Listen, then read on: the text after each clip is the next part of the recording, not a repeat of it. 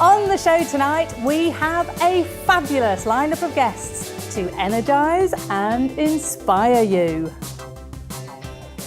It's time to wake up your wow with your host, international award-winning speaker, Cath Vincent. On the show tonight, we go dancing with the stars with dance champion Nerida Cortese, who will tell us how to dance your way to fitness and success. And fitness guru Rowena McEvoy will tell us how to stay happy, healthy, fit and strong and never go to the gym. Environmental strategist Clare Feeney explains how sustainability can be a measure for top-performing businesses. And in the Wilde Records recording slot with Jesse Wilde, we hear music from the Glocks. All this and more to wake up your wow. Nerida, I'm so excited you're here. Thank you for having me. I'm excited to be here. Now, you are famous for your role in Dancing with the Stars, but how did you first start dancing? I have to say though, first of all, do you realise it's 10 years ago since Dancing with the Stars came out? 10 years. Oh, don't it's say gone that. So fast. I know. I feel really old now. well, so do I. I started dancing when I was 4, Wow. and I actually didn't start ballroom dancing until I was 14. My mother didn't want me to go to blue light discos and start kissing boys, so she got me to dance with them instead. But I left home at 18 to go and train from Australia's best coaches. I'm Australian originally. Oh yeah, didn't Sorry about that. Don't hold it against me. Yeah, and so from there did a lot of travelling around the world with my partner and international coaches, and it was a great time, a great way to spend your 20s, and finally moved to New Zealand. To represent New Zealand, and Dancing with Stars came along in 2005. For the first time. And so what kind of discipline does it take to get really good at dancing? Because to be at the top of your game, what kind of disciplines? Well, I think with anything, if you really love it, Yeah. it doesn't matter how much you're there, you can't be there enough, you can't be doing it enough. You wake up in the morning, you hear music, you're constantly dancing. If I go to a performance of any kind, whether it's a theatrical performance or a dance performance, you're always thinking of different things that you can do, or you're listening to new types of music, you're always choreographing or visualizing something new. So it's always there. And as far as training goes, if you're a competitive dancer, every day, pretty much, whether it's in the dance studio or Pilates or something else, you're always training. So, you're as good as you work, really. Yeah, absolutely. And that applies to anything, doesn't Absolutely. it? Yeah. And so, as well as actually performing at the top of your game, you coach other people to dance. I do. Most famously, of course, Shane, your husband. How was it teaching him to dance? It was really fun, actually. The good thing about Shane, when I first met him, I didn't know him from Bar of Soap. Being Australian, coming to New Zealand, I didn't really watch Shortland Street. So I Google searched him, and I not a great thing to do. Stalking. And I saw that he was an actor, so he was used to reading scripts, so excellent, he'll be able to remember choreography. He was a singer, so excellent, he knew how to read music. So I had all these things in my mind, and as soon as I walked in the studio, I met him. All that went out the window, because he said, look, my guitarist counts me in, and once you learn the scripts, you forget them straight away, purely because you've got to start learning the next one. So, but saying that, he was a really hard worker, and still is, and that's what I think got us through, and we worked 6 to 8 hours a day in that studio. Wow, intense. And listen, can anybody learn to dance? Absolutely. Probably 99.9% of people that come to me for the first time say, look, I've got 2 left feet. Yeah. It's like a script that everybody has. Yeah. I've got 2 left feet, I can't dance, you're not going to be able to teach me. But to be honest, as long as you find what people enjoy, like if there's a style of music that they enjoy, or if there's a style that they kind of adapt to fairly quickly, it's much easier to pick up the dance moves, and it's actually really enjoyable. Often after the first lesson, people will say, that was actually really fun. Yeah. Because it's, the fear of the unknown is always something that's really daunting, but when you actually give it a go, it's really fun, especially if you're doing it with your partner of choice, with your husband or wife to be, or with a friend or whatever. It's something you can do together and work together. Because you specifically teach people to do that first dance for their wedding, don't you? That is one thing that I do, yeah. Something that I really enjoy. Yeah. People either learning to dance for their first dance, or father-daughter dance, or a really popular thing now is dancing up the aisle. Oh. yeah, it's a bit of an American thing, I suppose, but it's becoming more and more popular, but it's all in fun. Yeah. Yeah. And not only teaching people in person in your studio, you teach people online? Yes, I've just launched my brand new website, and basically you can learn to dance whether it's a one-on-one Skype situation, or you can subscribe to a whole load of different videos. You can choose the style you like, the level of dance that you are, so beginner, intermediate, advanced, and you have access to this tutorial video for 3 months. Yeah, so you can learn at your own pace. So what would you say to the person who says, look, I've got 2 left feet, I've got no time, that's another common thing. Yeah, oh, look, I travel a lot. What would you say to them about learning to dance? Well, if it's for your wedding, you can't get access to a studio, or if you live too far away, or if you're traveling a lot, you can subscribe and you can learn online. So you can do it from hotel room, your house, your own studio, your garage, anywhere like that. So that's for the weddings. If you want to get fit, there's Latin Dance Fit. You can learn all the Latin dance steps online as well. Again, you subscribe to my website, and you can learn cha-cha, salsa, rumba, whatever you want to learn without a partner. And then if you choose to dance with a partner at some stage, then you'll know the steps. And so how does it work with getting fit? Like how little would I have to put in to get really fit from dancing? To be perfectly honest, when you're dancing, you're using your whole body all the time. As soon as you start moving, you're using your whole body. Also, because you're thinking about what you're doing in the beginning, it does tend to put a little bit more stress on the body in a way that you're trying to support yourself, changing direction, things like that. So you'd be surprised how quickly you can actually build up a sweat. And it's because you're moving, your body is moving, you're always active. So the heart rate always stays up. It's only when you stop moving, which is not very often in dancing. That might be a kind of, an unusual take on getting fit. Maybe I'll think about it. Yeah, it is something different. And it's fun. It's great fun. You listen to music on the radio or wherever you are, and you can start doing your dance steps if you're at a concert or something. Look what cha-cha-cha. Because actually, when you see people dancing at an ordinary event, everyone looks, don't they? They go, they do. They know what they're doing. Floor show. Are you going to do a floor show for us? Not today. Didn't bring my dancing shoes. But you've got the lovely sparkly stuff on. I'm a dancer. We're attracted to sparkles. The novelty never wears off. If you're competing or performing, the dresses and the outfits, you can't beat them. They're so much fun. Yeah. So much So fun. do you still compete? Or, where's your career taking you now? It's funny. I hadn't competed for 17 years, for a very, very long time. Wow. And yes, quite old. And no. I'm busy trying to work that out. She is old.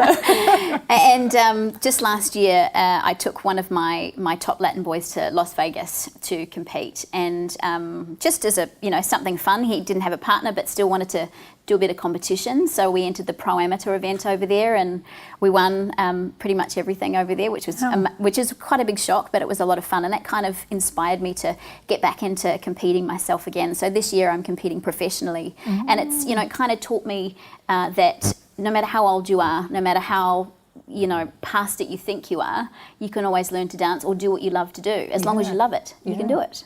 Good. Hey, I love that. What a great message for everyone. Thank you so much, Nerida. Pleasure. Thanks for having me. Next up, fitness guru Rowena McEvoy on the easy path to health and fitness. Rowie, so cool that you're here. Very cool to be here, thank you. Now listen, you are fitness through and through. Ever since you've been a kid, you've been into fitness? No. Absolutely not. Bad research. Well, for some people, fitness is like a swear word. Oh, yeah. Like, the F word. Yeah, exactly right. So I'm about energy and feeling fantastic. Because and I'm all about what's not controversial really, and what people can't argue about. So people will argue about fitness, but nobody's going to say, oh look, I want to be grumpy and fat and feel terrible all the time. Yeah, you're right about that. So that we'll agree on that, and once we agree on that, that's okay. So you want to feel fantastic, and do you want to look good naked or? Yes, please. And that's a great discussion to have. Yeah. So listen, people are always looking for the shortcuts. What would you say to them about getting fit? That it should be really short. The shorter, the better. It should be short. Should be really short. Brilliant. Okay. Do you know who's got it right? Tell me. The dentists. What? No dentist on this planet says you should brush your teeth for an hour every day or 30 minutes every day or even 20 minutes, do they? No.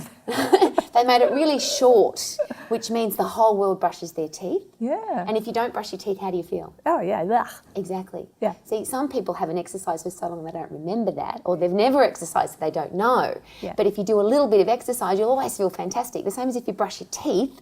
If you do a little bit of teeth brushing, you'll feel fantastic. Exercise should be exactly the same. Activity should be exactly the same. So help us. What is the least we can do? Say, for example, let's say I'm asking you, what's the least that I can do? If we looked at all the things that people argue about, Yeah. we're not going to touch on any of those Right. because that becomes controversial and someone will say, oh, that's not right, you should be doing this. Okay. So what I like to focus on after 30 years of doing this, what I like to focus on is what nobody will argue. Not the doctor, not the dietitian, not the exercise person. Everybody will agree on this philosophy. Okay, You ready? brilliant. So this is Rowie's philosophy. Let's hear it. The first one is that everything is about attitude. Yeah. So if you go into an exercise, any form of activity, and you don't want to do it, where's your mindset? Yeah, no, yeah.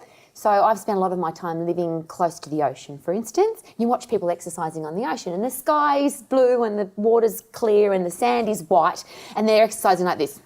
And you go, good morning. And they go, leave me alone, I'm burning calories. Well, it's not supposed to be like that.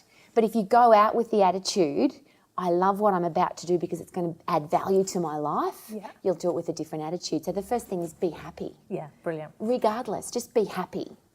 The next one, school kids love this one. Drink more water till you've got clear wee. Sometimes the kids look at me as if to say, am I allowed to say that? Yeah, wee wee. Oh, you said wee wee on TV. Or tinkle. Tinkle's a nice word. Okay, long, clear, tinkle, tinkle. Well, really important. Any exercise or diet book that you pick up will talk about food and activity and calories, but water. Yeah. Everybody agrees on that. Well, first of all, exercise, you can live for your whole life without exercise. Yeah. Some people do. Food, you could live maybe 3 weeks. How long can you live without fluid? Yeah, not 2 to 3 days and you're dead. Have a look at your wee and if it's yellow, you need to drink some more water. Okay, brilliant. Hang on a minute. Keep talking. Awesome, me too. I've shared this with you. Guy pulls me up in the supermarket, complete stranger, taps me on the shoulder and he says, I've got long clear wee because of you. That's my life. That's what I live for people to tell me that. I'm going to phone you up next week. In fact, thousands of viewers are going to phone you up next week and tell you the exact same thing. No, clear, yes. What else have you got? This is great. We eat a lot of stuff and I say that man screwed with it. Humans have mucked around with it. Yeah. So it's processed, it's in a bag, it's in a packet, it's got lots of stuff in it that we don't even, look at some labels and you go, what's that? And it's a whole heap of numbers. Yeah. What if we just ate more stuff that looked like it came out of the ground? Yeah. And it did come out of the ground rather than a packet or a bag or a box or a building that you can drive around and buy stuff out of the window? Yeah. Now, I'm not saying not to eat that stuff, and I never would because life is meant to be enjoyed. But there's sometimes foods and fun foods and there's some everyday foods. Yeah. We need to eat more fruit and vegetables, more stuff that comes out of the ground so that we poo every day. Am I allowed to say that? Have you got a cute word for it, like tinkle tinkle? No, poo. Oh, because someone come up with one. That's what we should do. Number twos, we call it. Number twos, and the reason I'm sharing that so openly is I wish somebody, when I started dieting at 13, had said to me, Rowie, do you poo every day? Yeah. Because I would have said no, because when you don't go on a stupid diet and you don't eat enough fruit and vegetables and stuff that comes out of the ground, you don't poo and then you have a bloated stomach and you feel uncomfortable and you're covering yourself over. Whereas if you poo all the time, you're getting the stuff out of your body and it's great. Yeah. So more stuff out of the ground. There's only 5 steps to this simple process. So the first one is be happy. Second one is drink more water till you've got clear wheeze. Third one is eat more stuff that comes out of the ground. Fourth one, it goes like this, and this is really good for television. You ready? Oh. Breathing? No. Well, exercise is a swear word. Fitness is a swear word. Yeah. But if I just said to you, what if you got puffed 4 times a day? Yeah. Oh, that's a lot of exercise. But see, a lot of people think that. That was your exact response. 4 times a day, puffed. That's a lot of exercise. Yeah. But if I get up and down out of my chair 10 times, most people would be puffed. Yeah. If I run up and down the stairs, we're on the 4th floor or the 3rd floor today, and you said take the lift. Yeah. No way, because there's an opportunity for me to get puffed. And if you go up the stairs fast, you'll get puffed. Yeah.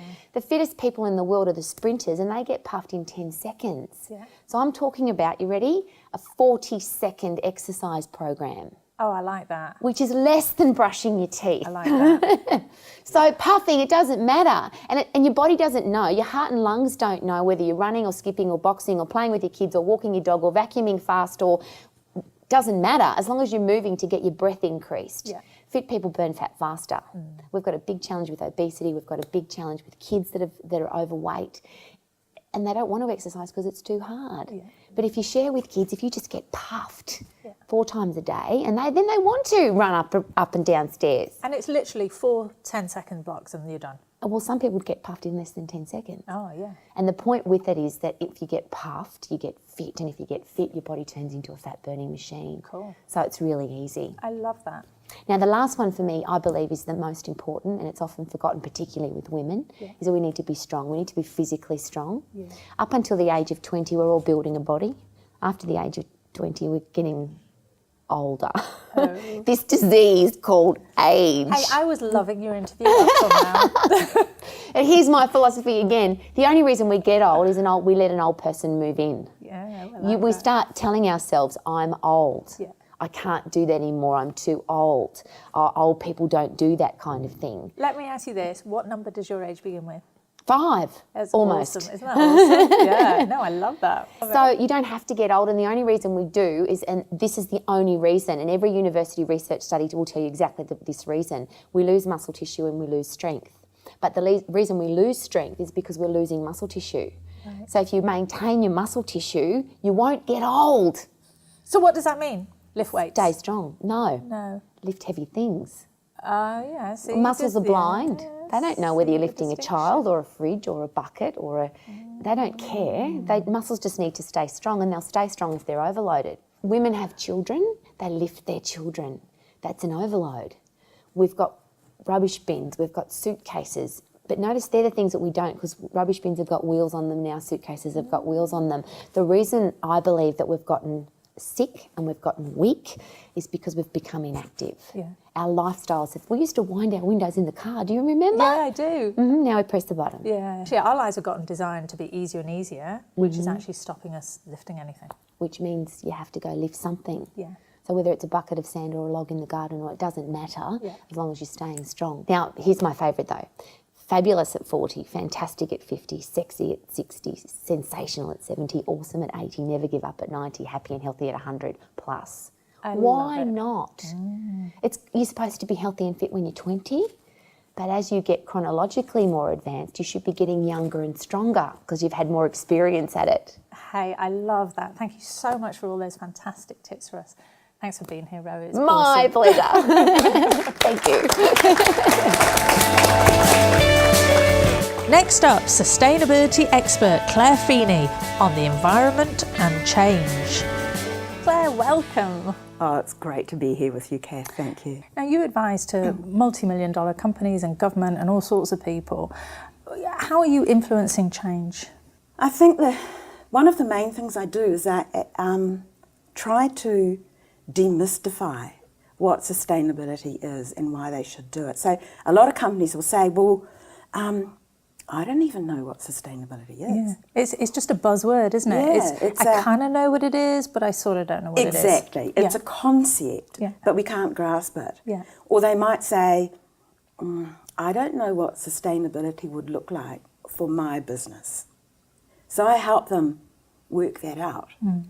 And then they need to work out, well, where are we in relation to that? Yeah. And then we work out, well, what will we do to get you from where you are to what sustainability might look like. So what sorts of things can businesses do with no upfront cost that will help their sustainability over time? Get data. They basically, this is where the accountants come in. I've been writing blogs for years and years and years, and you know the title of my most searched for blog? Why Accountants Are the New Cool. What? Accountants aren't cool. Just kidding. True. Just kidding. Goodness knows what they're Googling, but that's the one they find. So in your business, you've got a gold mine of data about how your business operates. And until you really understand what that business is telling about how you relate to the environment, you don't understand your business. So how can you run it well? Because actually, doesn't the data show that companies who embrace environmental stuff and sustainability and all of that are doing better than other businesses? Yes. Explain that to me. Way back, I think in 1990, I read an article about the Fortune 500 companies in America. This is the most brilliant companies in America that make the most money. And someone said, well, that's great, we've got the top 500. What makes the top of the top better than the bottom of the top? And they had a look. And what they found was the ones at the bottom ranking, even though they were still America's biggest companies, and, you know, listed on the stock exchange, they would be more likely to be polluters. They'd be more likely to have really bad staff relations and lots of employment grievances.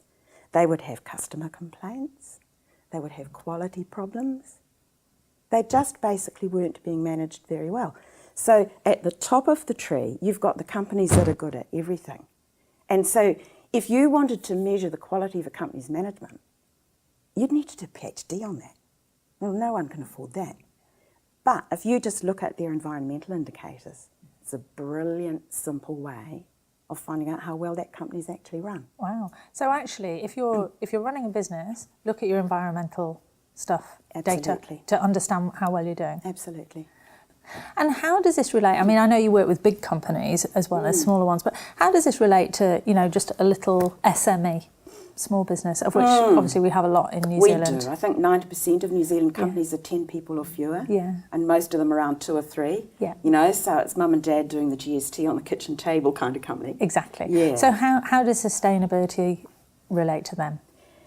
Well, I was just talking with a small company. It was just a coffee table kind of a talk, and they were trying to work out what they do. So basically they've got sort of 1.5 staff, but they run lots of classes. So they've got people coming and going all the time. Yeah.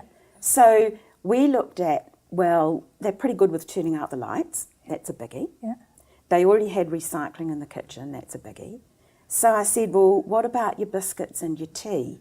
So this is a not-for-profit group who want to do good in the world. So I said, well, are your biscuits fair trade? Is your coffee fair trade? So even a simple change like that can make people feel, oh yeah, we're trying to do good. Let's do business with other companies that are trying to do good. Yeah. And that you can make your purchasing choices like that. Yeah. Now you've got a book, which I love the title of, How to Change the World. Tell me what's in the book. I'm going to read it, obviously, but tell me. Cover to cover, Cath. Yeah. You bet. Bedtime tonight. I guess the short answer is, one of the case studies in that book is about a company who were running into real trouble with the environment. And they had to roll out environmental training. They were very reluctant. Yeah. But they did it, and they did it very well.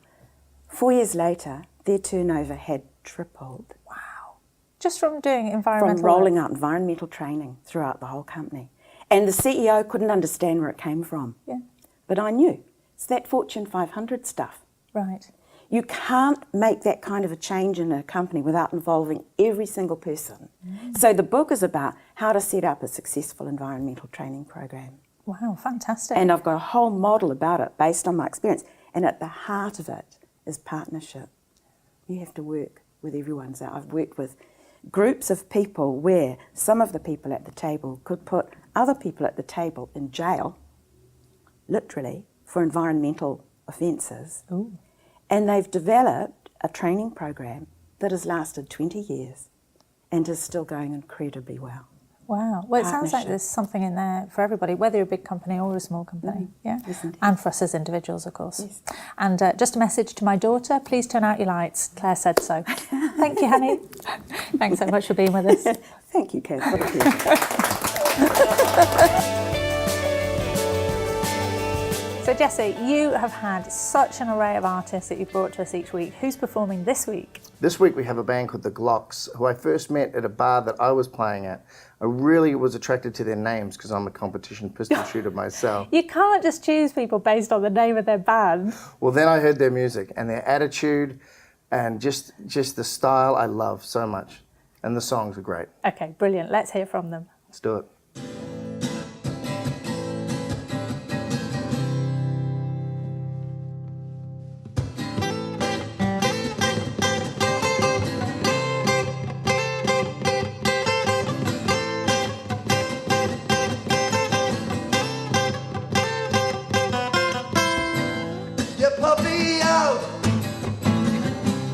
Like a cat, and said I better go home. So matter of fact, so now I'm walking so late at night, staying out of the shadows, your dark shadows tonight. What you looking at, bro? What did you say to me? Have you got a I'll tell my story. Oh, Louise, you're doing it to me, baby. You're saying those things to me. You're doing it to me, baby. You're looking the way you do. You're doing it, doing it, doing it, doing it. Tell me, so why don't we try when all you wanna do is get me out and let deny?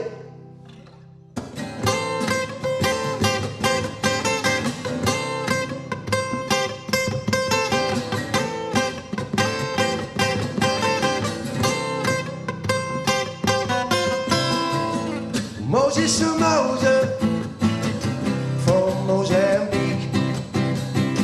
If I slip back to a party when a car cruises by and does a UE, I just wanna be back at your home watching your TV. 'Cause I can't get you out of my head. All I wanna be is lying in your bed, down beside you, and getting red. Well, now I'm mourning for my life instead. Oh, Louise, you're doing it to me, baby. You're saying those things to me. You're doing it to me, baby. You're looking the way you do. Doing it, doing it, doing it, doing it, tell me. So why don't we try when all you wanna do is get me out and let deny it? It's from these shadows that our love won't go. It's from these shadows that I love you so. I love you so.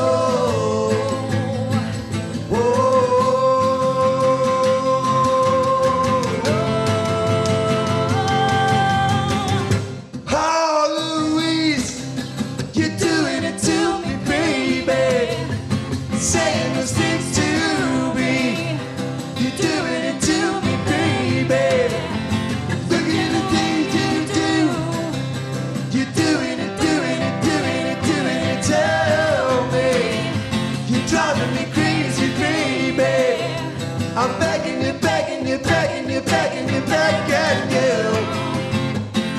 Oh, Louise, oh, Louise, oh, Louise, you're doing it to me, baby.